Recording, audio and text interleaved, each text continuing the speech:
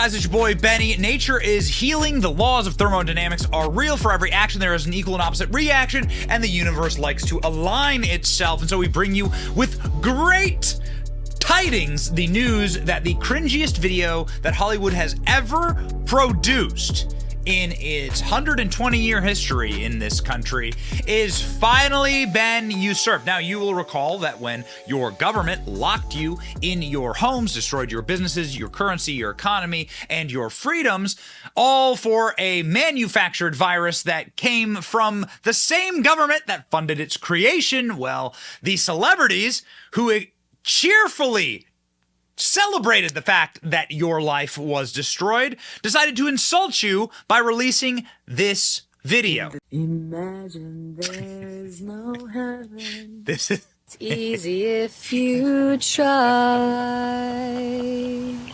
No hell below us. Who the f*** is this guy? Above us only Who the f*** is this guy? Imagine all the people You are not relevant. Living Oh my God. for today. You Imagine there's no country. Who are you? Who are you? It isn't hard to do. Okay, so this is my favorite part. That's Jimmy Kimmel. That's Jimmy Fallon. This is how irrelevant these guys are. So my favorite part about this is that Jimmy Fallon has now made cameos in the two cringiest videos to ever be produced by Hollywood. Now, this first video shows you what Hollywood does when they have no writers, and when they have no producers, when they have no lighting, when they have no makeup people, and how awful they truly are, how horrendous and hideous they actually are inside and out. But our second video does the exact same thing. You see, there's a writer's strike going on right now, and the writer's strike has created a bit of a problem for people who are in the entertainment business who need desperately writers because they're not actually funny or creative. Specifically, late night talk show hosts. Late night talk show used to be something that Americans really loved. You had the Johnny Carson era and so on and so forth. And these guys were actually talented comedians, writers, and raconteurs. But now these people are just doughy, white multimillionaires sitting inside of their mansions wondering what the hell they're going to do to stay relevant. Oh, start a podcast. I haven't seen late-night TV hosts for a while due to the writer's strike, but now you can hear them. Jimmy Kimmel, Seth Meyers, Stephen Colbert, John Oliver, and Jimmy Fallon are teaming up for a podcast launching today.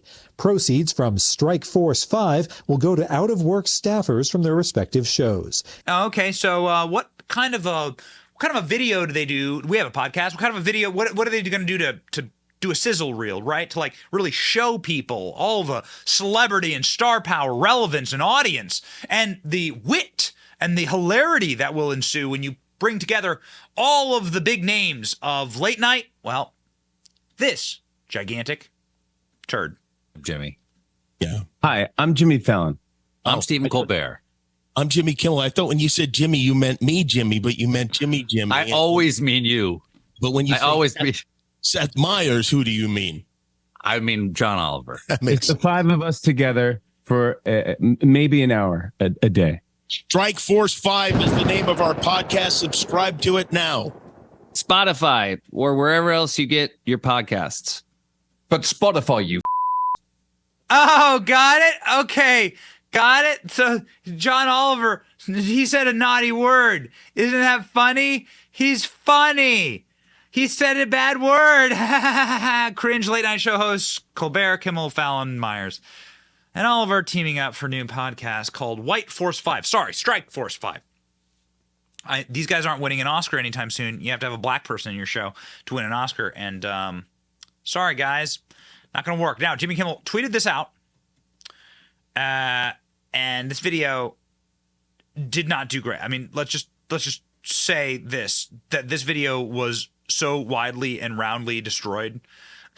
Roseanne said, South Park smelling farts. Great podcast, guys. I'm sharing full episode here for my followers.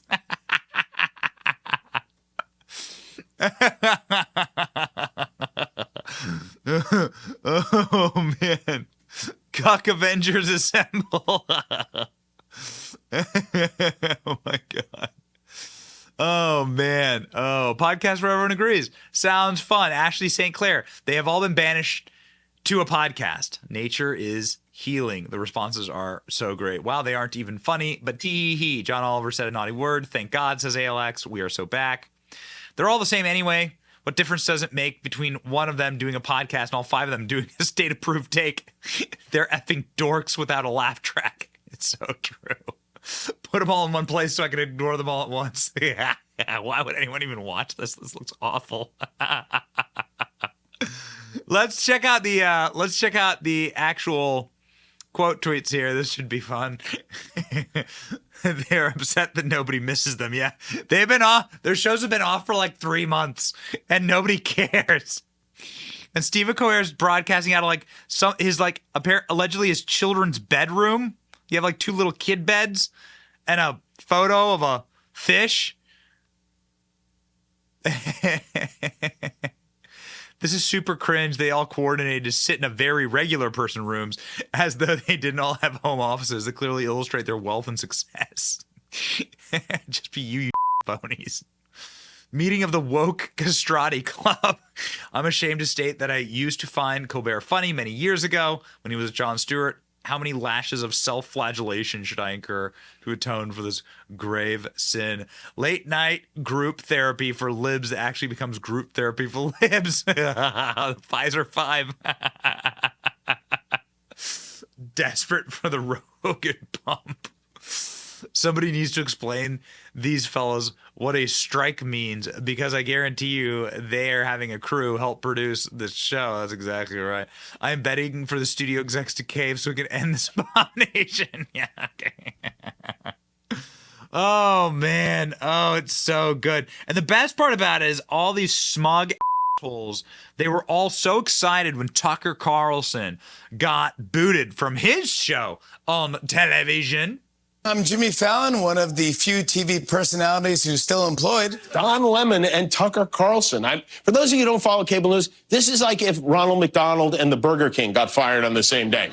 Tucker's firing is going to leave a huge white power vacuum at Fox. Last Friday was his final show, which is great, but also unsettling. At least when he had a show, we knew where he was. Tucker couldn't be reached for comment. He's already on a plane to Moscow to meet with his manager. Tucker Carlson has now worked and left MSNBC, CNN, and Fox News. He's running out of options now. Like, soon he's just going to be on the Weather Channel saying that hurricanes are caused by drag queens. Apparently, Tucker was forced out by Rupert Murdoch, which is pretty ironic. Tucker spent so many years saying that Mexican people were coming to take our jobs away. Turns out he should have been worrying about Australians. You're right. You're so right. Tucker Carlson is totally irrelevant. Here's Tucker Carlson speaking with the most famous man on earth, getting 263 million views, 70 million in the first hour, effectively. Tucker Carlson with 10 million followers on Twitter, just about. Yeah, 900. Okay, so it's 25,000 away from 10 million. I think maybe he'll have that by the time I'm done with this recording. And Tucker Carlson remaining one of the most relevant individuals and news-making individuals, speaking with world leaders, senators, governors, congressmen, and so forth on TV, on the whole, in the entire world. Because you actually don't have to be on TV to be relevant. So yeah, got him, guys. You got him. I am so excited about the fact that these people went off air and nobody cared. And they remained irrelevant. I'm so enlivened by the fact that they went off air and just nobody gave a damn. They just continued their irrelevancy. Man, it like warms my heart. So please do not subscribe to White Force 5. Not getting an Oscar anytime soon. And communism. Instead, subscribe to our channel to end the communism that these Pfizer shills represent. Please. And thank you. It's your boy Benny. See ya.